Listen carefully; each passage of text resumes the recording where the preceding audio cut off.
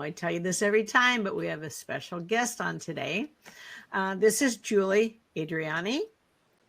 Hello. Good. I said it correctly. She's Italian.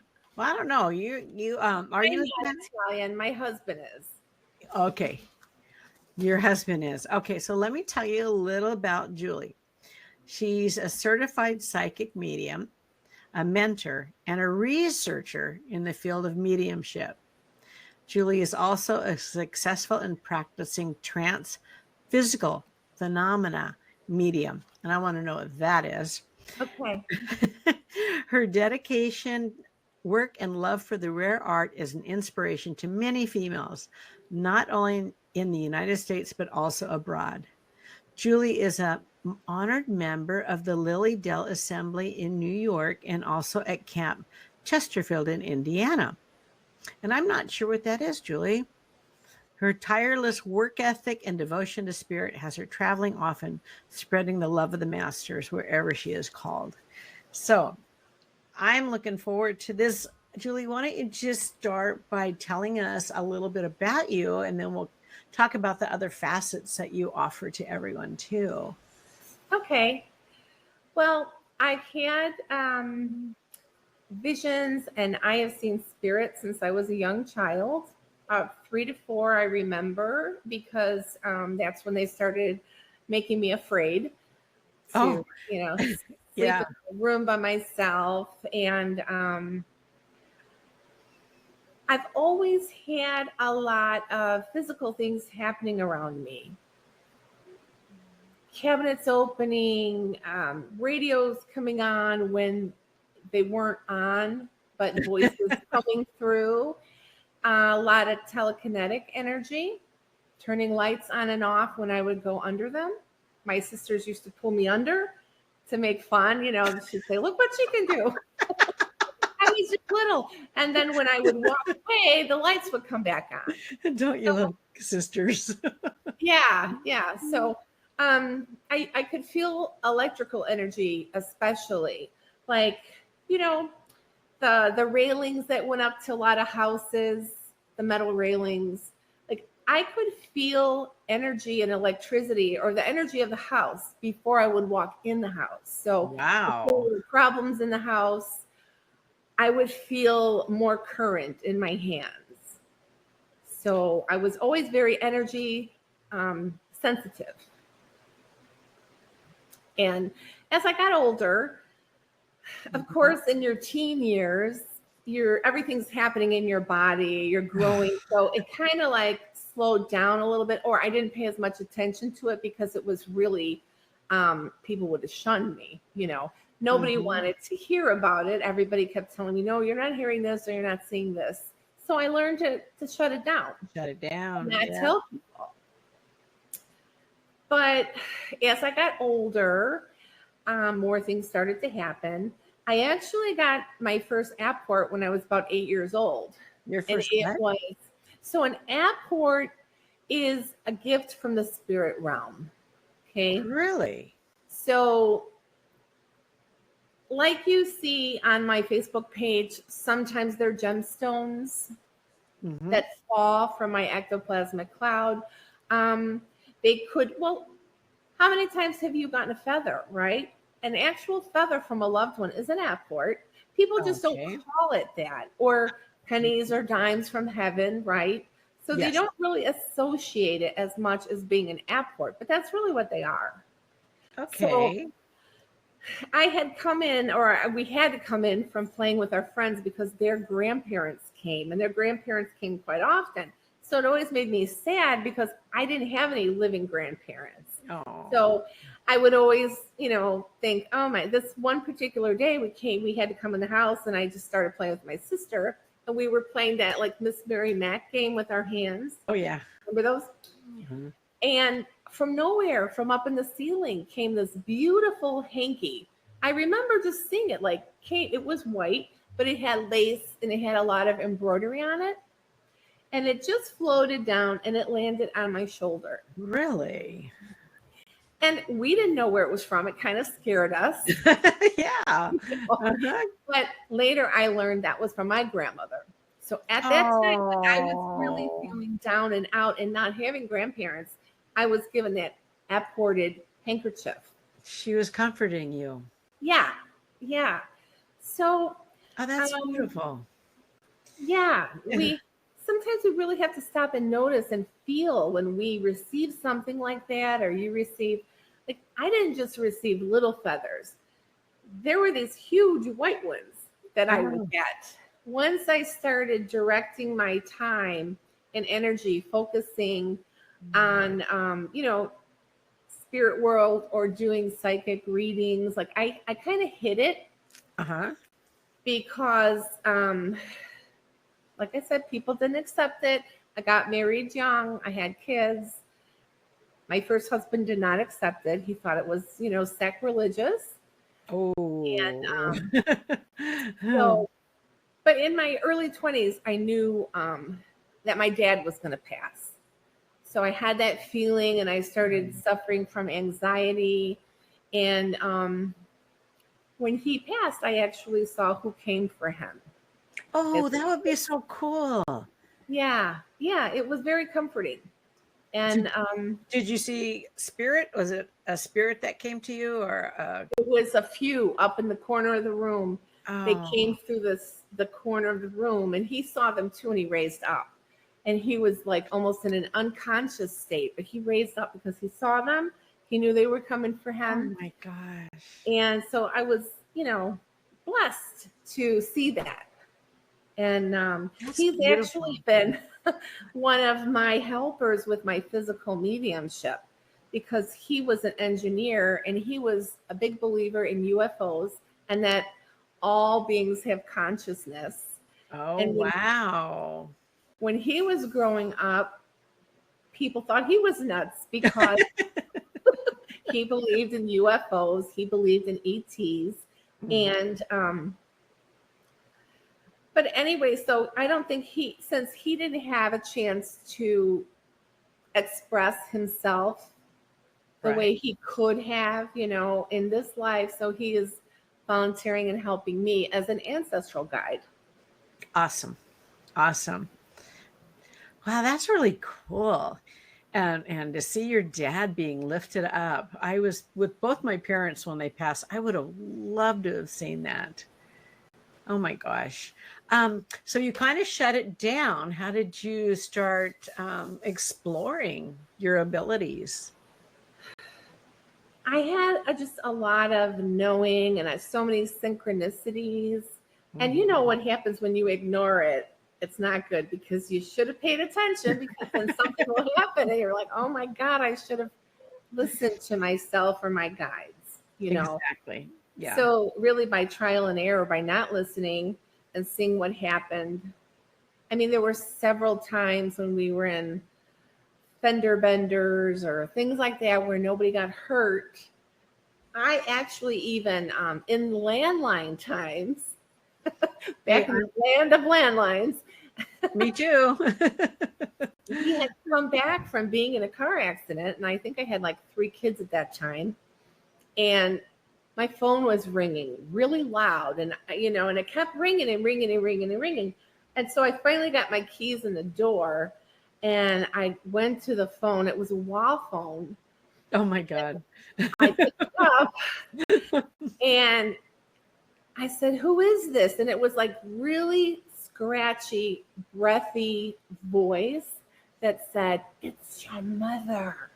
So I feel that was my mom trying to come through because she had also passed by that time Oh and wow.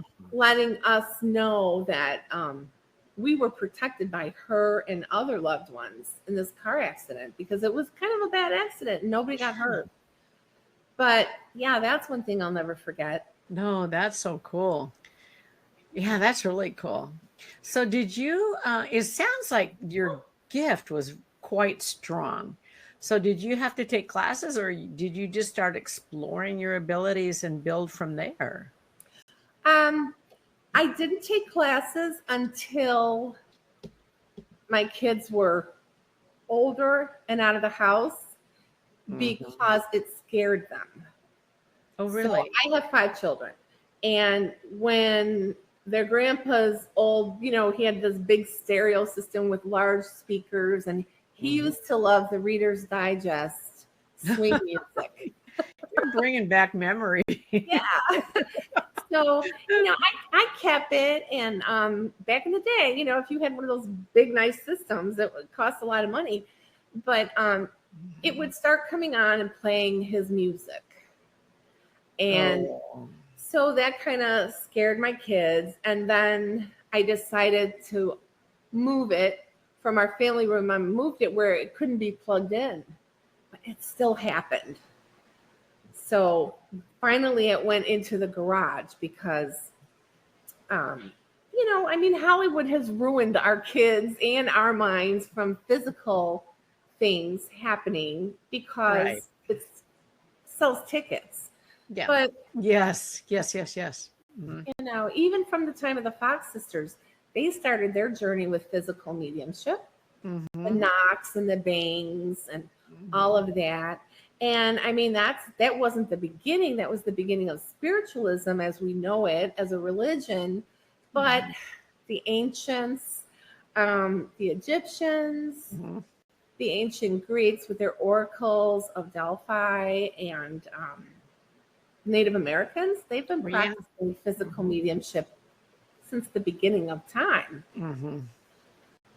So, but we kind of shut that down, you know, that it's, I don't know, just not embraced. Now it is, but back then, not at all. Yeah. Well, it's still not really embraced. It's very limited. I think it's changing. When I first started studying, I did know that if I'm going to do this, I wanted to make sure I'm doing it right. If I did it for anybody else, you know, it was one thing me feeling or telling my friends or doing coffee cup readings or tea leaf readings or playing with tarot amongst friends. But I thought, well, if I'm going to really do this in public, I have to get my act together, and I have to know, you know, I needed to develop a little more, sharpen my skills, or sharpen, just get a little more development, because you can develop on your own and your spirit team helps you. But it's good to get good, solid advice if you're going to be doing public work, I believe. Right. So I did. I've had very good mentors. Okay, good. And I'm just dying to know about your kids now, though. I got to backtrack for a second. So do they accept it now? Oh, yeah. Yeah. Okay. They all know. My grandkids know, you know, sometimes my grandkids will say, guys, bend some spoons. And I'm like, well, you got to ask your mom if it's okay to bend her spoons. Well, we should have had you bring a spoon to Ben today. I remember, who was that guy back? Yuri something? Oh, Uri Geller. Remember him? Yuri Geller that would bend spoons. Yeah. Yes. Yeah. So that's actually telekinetic energy. Okay. That you're using when you're doing that, telekinesis. And most physical mediums have a lot of telekinesis because you're connecting to those trumpets. You know how you would see in the old days, the physical mediumships, they would have these big trumpets that would rise and the ectoplasm would come out. So I don't know if the audience knows about ectoplasm. Can you explain a little bit what that is so they know? Yeah.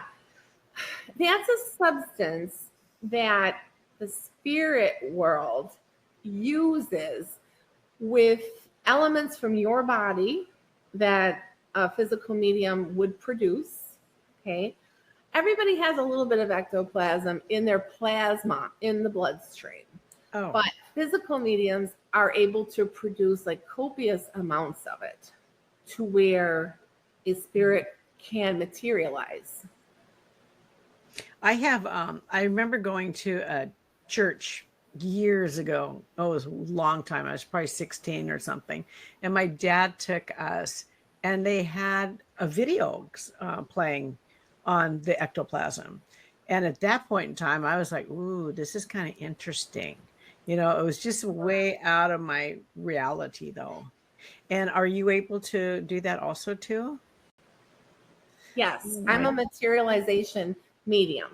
Oh my So gosh. what does that mean? That means materializations can be just to where you're seeing the mist come out of my face. So most physical mediums who are materialization mediums work in the dark because white light, it tends to break down the ectoplasm.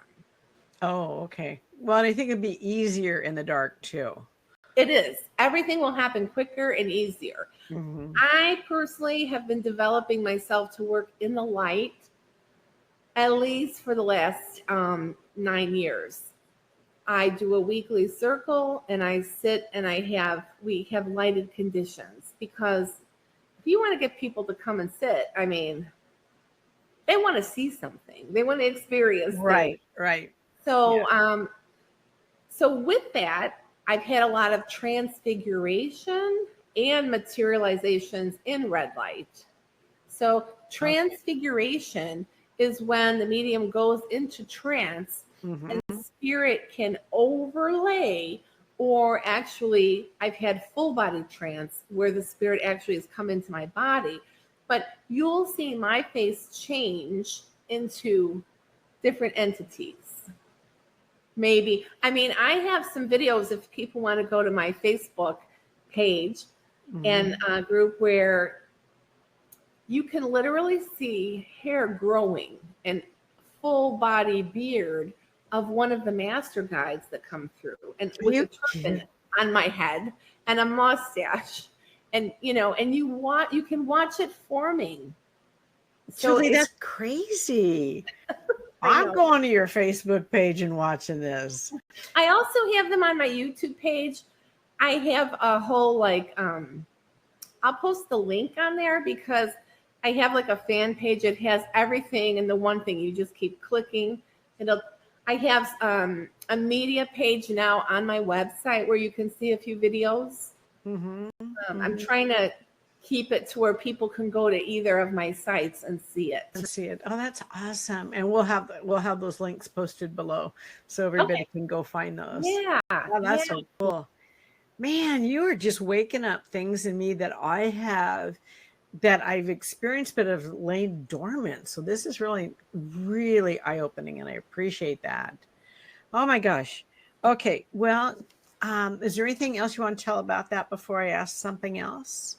Well, so when a lot of people do trance work, and trance is actually mental mediumship until it, like, where is that point where it turns into physical mediumship? And I was told by Mavis Patilla, which I did study with her, took a mentorship for a year. And that is when when your bone structure starts to change. Like I would get really high cheekbones, a sunken in face, so when your bone structure starts to change, that's when it turns into physical mediumship. So sorry about that. I'm just glad it was you, not me. Okay, so I'm taking trance mediumship from Nico the Medium. Okay. And have you heard of him or seen him? I have not. I don't know what area he's in. He's in Greece. Oh, okay. He's in Greece. So are you Greek? Me? No, nobody can ever guess what I am. It's funny that you say Greece because I'm very connected with Greece. My first husband was Greek. And when I went to Greece for the first time when I was married, I think it was like 2021, I didn't want to come home. I would have stayed there. I said, I could live here. I mean, I was a housewife with young children. I'm like, I loved it. I loved all those temples and, going walking in the mountains to see the temples and the old churches. I felt very at home. Sounds like a previous lifetime to me. Yeah, I'm sure. Well, with the trance mediumship, I've seen him. I've had him live and I've seen him go into trance many times. His structure doesn't change. So that will be the way it is for him, I guess. Yeah. So it's a form of mental mediumship. trance is mental mediumship because they're still working through your mind and your consciousness. Right. You're just stepping aside. But when it starts changing and or you'll even you just turn into a different person. And And somebody else I interviewed had a little video up, and I could see the change in his face. Yeah, that was pretty cool. Yeah, it is cool. And in one sitting, sometimes there could be 20 different spirits coming in and different faces, and even multi-dimensionals. So oftentimes I will turn, my skin will turn blue like an Arturian, the whole gamut. Wow. So there's a lot that you can experience in a physical mediumship setting. Do you teach classes on those types of things too? We do. We actually have a phase 1 class coming up in October. I teach with Michael Shane. He was one of my mentors. I had studied with other physical mediums before him, but after I went to his class, it's like him and I together, it's like, it just all started exploding. Yeah. Okay. Oh, this is interesting. I'm going to go check out everything about you. And I thought I learned a lot about you already, but there's more. Okay. I'm going to move on unless you want to interject anything else. No, that's fine. Okay. So tell us, and this reminds me, this is so 60s, about seances. Okay. Well, we used to play seance when I was a little kid. We'd gather all the neighborhood kids and we'd go under somebody's front porch at night. I don't know why. I was always wanting to play seance at 6 years old. Who knew? I guess I was practicing, right? Yeah. But you know how there would be space under the front porches because we couldn't let the parents see what we were doing. So we would wiggle our way into under a front porch or in someone's basement, and we would all sit in a circle and we would do some sort of seance. And we didn't really know what we were doing. We probably shouldn't be doing it, but I do remember that as a child. Did you have two at the same time? You know what? I did not. I just personally have never been attracted to them. I think they're great. I love their design. I love the old ones made out of wood. Yes. I don't use one though. I just never been attracted to it. I'm attracted to tarot. I'm attracted to other tools. But it's just a tool. I just have not ever used one. Okay. So now you're under the front porch and you tell us about your seances. Julie, you're fascinating. I got to tell you, I'm enjoying this so much. Well, I mean, we would literally stay in that state. Sometimes we'd light a candle. Sometimes we couldn't. It would depend what we could gather up. And we would use a mirror. I always would use a mirror. Oh. And actually that's a good way to train yourself for transfiguration is with a mirror. Or, spirits can get trapped in mirrors. There's a lot of history with mirrors and spirits, but I don't really remember all the outcome. We would stay until everybody got frightened enough and everybody would run out screaming. Of course. When they would start seeing stuff. Yeah, we would terrify ourselves. Yeah. And do it and do it and do it. It was fun. Oh my gosh. And I remember like babysitting at places. I remember babysitting for my sister while she was having children. And I was probably in my teens, 16, 17, 18. And one time she moved into a house.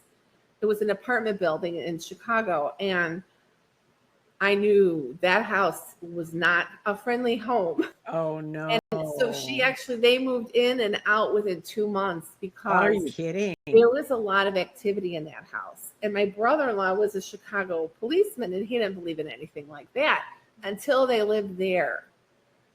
And he would hear little children running down the hallway. Oh, I bet he was had her, creeped out. and he would look out thinking his kids were up because they had 2 at the time.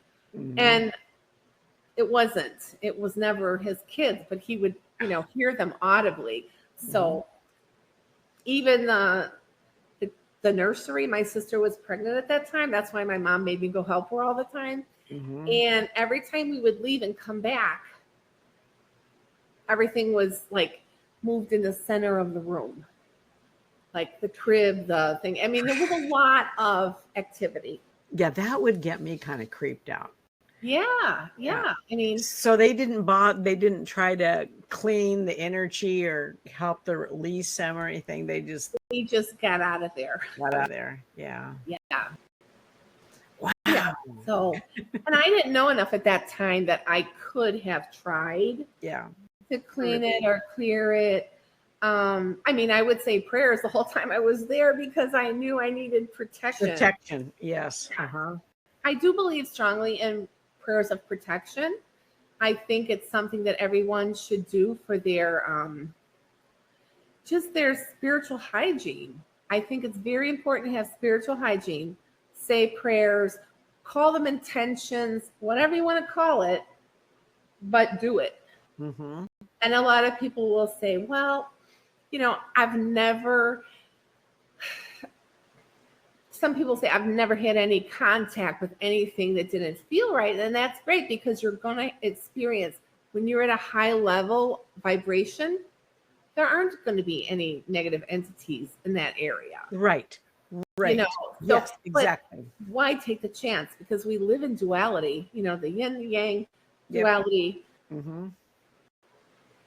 And sometimes it just comes from other people and their intentions or what they might be doing, Right. Mm-hmm. So I just always am big on prayer. We teach prayer work, setting protocols, safety. Because you don't leave your door open all night, right? You lock your door. Yes. Yeah. And I talk to my heavenly team every day, and then throughout the day too. But I usually do my prayers and talk in the morning when I'm out walking the dogs and in the field and such. And I couldn't imagine starting my day without that. Well, or starting a reading.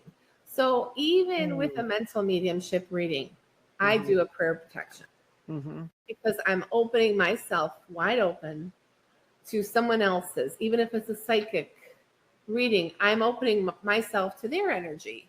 So that's just the process that I've done always. And then my spirit team knows I'm ready to work when I say my opening prayer. And then when I say my closing prayer, when I'm all done with the reading or whatever, or a seance, then they know I'm closing down.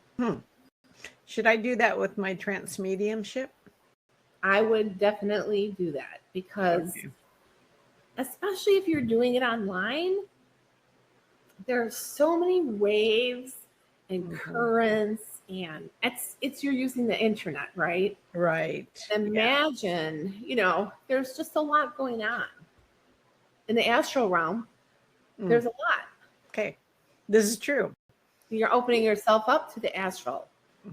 I just figured my vibe and my energy and my light was so high that I wouldn't attract that dark energy. And then more than likely, you're right. But why take that maybe tiny percent, I mean, I know, my home is protected. My seance room is protected. But I just, that's my intention. It helps me open and it helps me shut down. They know I'm ready to work. So I'll start that's a big idea. Thank you. I'm going to start that. I like that. And I like that it kind of preps you and it preps them to know, okay, now we're going to connect on a real deep level. Okay, thanks, Julie. Awesome. Okay, so you're also a life coach. Okay, you want to tell a little bit about that? I think people are going to be heading over to see your website to see all the things that you can offer. Yeah. Well, and it's more about, I know that I'm a teacher. I'm meant to pass this down. And I want everybody to learn from this. This is why I do it. It's not because I never wanted to work public. I made a promise. One of my sons had a very, very bad accident and was pronounced dead from a motorcycle accident. And I knew that I should be working publicly, and it's like at that time, it's not like you can make a deal with God, but you can make a promise. And I made a promise to go ahead and take it out into the world, and I would do what I'm supposed to do, if things could work out for him. But you seem very comfortable in that role. Yeah. I've learned the hard way that, like pay attention when things are happening. When you see pictures of loved ones getting turned around every day, and take note, don't ignore that sign. That means maybe that person needs to be turned around. There's something going on. Right. Pay attention to your signs. So that's why I really want people to know, no matter what you're doing, if you're just working with pendulums, you're working with energy, and you're working, with universal energy. But I think the best part for me is being able to show people and to teach them. We can only see like less than, 40% of things with our physical eyes. I mean, you can ask any eye doctor or optometrist. We just don't have the capacity. That's all we can see that's out there. Anything else, we need a microscope, right? Or a telescope. But there's still so much that we can't see with our physical eyes. That makes sense. Just like the internet, electricity, we can't see that, but it's real, right? And it works. Yeah, exactly. So just because you can't see it doesn't mean you can't experience it, because the spirit world will work with your clairs. Yes. With physical mediumship or mental mediumship. And that's how it's done. Even though a lot of people, they'll say, well, if I can't see it, I'm not going to believe it. But you really can see it if you come and it's a red light seance. You will be able to see in the physical. You'll be able to see manifestations. I've had materializations. We've even had, I know you have, my friend Anna. She was on a cruise with us. Anna Leva. So she has seen lovely gemstones come out of my forehead. So my forehead opened up and the gemstones came out. Are you? Oh, I almost cussed. Are you kidding me? I'm not kidding you. It was witnessed by everyone in the seance. Oh my gosh, Julie. Listen, nothing is solid in this world. Oh my God. Everything is energy. So people say, well, how can these come out? How can these happen? Or how can these come out of the ectoplasmic cloud? It depends on how I'm working that day. With the angels, they form ectoplasm on higher near the ceiling, and then they just rain down on people. Wow. But if you think about that, everything is energy and nothing is solid. Nothing is solid. Because when this is coming through, it's coming through in its purest form as energy in motion. Then as it comes into the 3D, it turns like into a gas, into a liquid, and then into a solid. Gosh.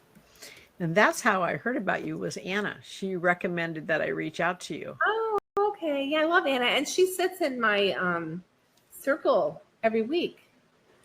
Now tell us about that circle. Hybrid circle. Can other people join that? Can people in the audience join that also? It's a private circle. Okay. Every once in a while, we'll put out that we might need one new sitter. Oh, okay. Okay. Half the people are here in person in my seance room, and the other are online. So when you sit for a physical medium, you are sitting to give energy, because the spirit team, even in a seance, will take from everyone in the room. I see. Yeah. The physical medium is just the instrument, but it gets taken from everyone. So that's why there's always music in a seance. Everybody's singing to lift the vibration. And, you might have the levitation of the trumpets. You might have direct voice where the spirits are speaking through the trumpet. So that's called direct voice. Mm-hmm. More likely on my mediumship, I have a materialized entity spirit. I work with Dual Kul, who is an ascended master. Mm-hmm. He was also Caspar in the biblical time of the three kings when Jesus was born. So he materializes and he speaks independently, independent voice without a trumpet. And it's a big booming voice that everyone can hear. And I'm actually working on putting together, we've been audio recording our seances. I've been video recording for years, so I have lots of material, but we've been audio recording our seances in the dark. And it's amazing what happens and what comes through. And that's all up on your Facebook and your YouTube, so people can see that. Oh, yeah. Mm-hmm. They can see we just had precipitated art happen this past weekend. Mm-hmm. I knew I've been asking my guides for precipitated art to leave at this particular church. Mm-hmm. And so I told the lady from the church about a month ago, I'm like, I'm really hoping, I'm really working with my guides, but there's never guarantee, it depends on. Right.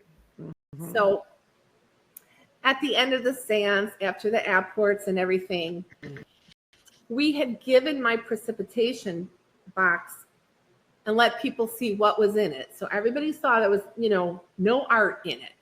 Yeah. And then somebody from the church gave it to a lady that was sitting across, and she was told to hold the box and not let it go because they knew there was nothing in it. She reported that it started rumbling and you hear ticking. Uh-huh. And at the end of the seance, when the lights came on and everything, she brought it over. And when I opened it, there was a piece of precipitated art. Oh, that's so cool. That is so cool. That's super rare. Precipitated art, you can look it up. It's where paintings come through done by the spirit people. Oh. Actual oil paintings or the Bang sisters were very famous for precipitated art. There's a lot of art in Lilydale and in Camp Chesterfield. And I know you said you didn't know what that was. Right, I don't. I can talk about that if you want. Yes, I would. Those spiritual camps were founded in the 1800s. And it was a place where mediums could gather and not be made fun of. They could, they used to just come on the weekends. Mm-hmm. But then cottages started being made. So usually their season is in the summer, like from June till September. Oh. So they get a lot of visitors, a lot of mediums go. We go and we teach usually every June. Okay. And Camp Chesterfield is beautiful. And they've got an actual precipitated art museum. Oh my God, my dog is barking. That's okay. They're excited. I know you have a few of them like I do. I only have 2 though. Yeah. You are expanding my knowledge like you wouldn't believe. Well, thank you, because that's my goal. That's what I hope to do. You are. Whether, and I feel like it's all the same, whether I'm doing I do Mystic Mondays now. In September, I'll start that up again where you can get a free reading on Facebook. I do them in the morning at 10 a.m. And I started doing that during COVID when everybody was stuck at home and nobody could go anywhere. Mm-hmm. And it just kind of rolled and people look forward to it. Just a one card, read. Mm-hmm. But so I think I'll bring it back again in the fall for a couple of months. Oh, good. I want to attend that too. Good. Yeah. I know other people pull tarot throughout the month. It's really nice. It's kind of nice to have a little tune-up. Yes. Yeah. Yes. I believe the tarot was given by the Ascended Masters. Yes, I've heard too. Mm-hmm. Yeah. There's so much more. There was a history with Master Katumi and Pythagoras. We know Pythagoras with numerology, right? Mm-hmm. Well, all of this information was given, and it's all very sacred information. So, and it all winds in together with numerology and astrology. So I think the tarot is a beautiful language, and it irks me to death when I hear mentors say, well, that's a crutch. No, it's a language, and it will help you. The more you do psychic readings or use psychic tools, you're lighting up your pineal gland. Right. The more you open yourself up to light, the better all of your modalities are going to become. It's true. So that's one of my pet peeves when people will say, well, it's only psychic work. But psychic work is, very important, and it opens up other things. So, and it's not a crutch, because it's I don't think another layer. And, people start out, just like a one card, and then they build up their spreads. I personally enjoy that so much. Yeah, I love it. Over my cards and say, oh, God, I'm going to have a good day today. Or whatever. Yeah. Oh, there's something I got to work on. And then you do mediumship readings and psychic readings too. So you're a Jill of all trades, not a Jack. You're a Jill of all trades. Yeah. Yeah, and because I think it's all connected. It's not really to be separated. I know certain people will work at this or that, and it's just like not everyone is attuned to physical mediumship, or maybe even any kind of mediumship, but they're really good psychics. Oh, yeah. And that's really important work, because so many people in today's world, they need a psychic reading because they want to know what's next with their life or a job. And not that we're fortune tellers, but you can show them probabilities. And you know how many times I've heard, I just want to know if I'm on my path. I just want to know if I'm on the right path. People quest for that knowledge. And I think it's nice to have it a couple times a year. It's like a tune-up for you. And I really enjoy that. Yeah. Okay, now we're kind of getting short on time here. My goodness gracious.